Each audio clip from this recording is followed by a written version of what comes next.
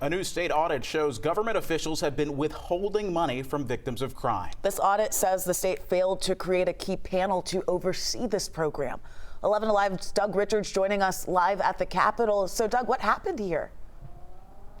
Well, the audit does not say that the state ignored or overlooked a law that got passed 20 years ago, but it does say that by disregarding the law that got passed 20 years ago, it has cost a lot of crime victims a bunch of money. 20 years ago, Democrats still controlled the state house, and Republican Sonny Perdue was the governor.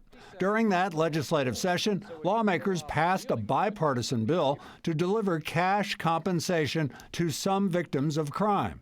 Though the law is still on the books, a state audit now shows that much of the state has apparently ignored or forgotten about that money. I had heard from some nonprofits that weren't exactly happy with the regularity they were receiving funds or not receiving funds. Matt Hatchett's committee requested the audit, which found that while the program creates funding for nonprofits that deal with victims of crime, it describes egregious errors in record keeping. It says 29 Georgia counties kept all the money they were supposed to disperse to victims during the 4 years audited.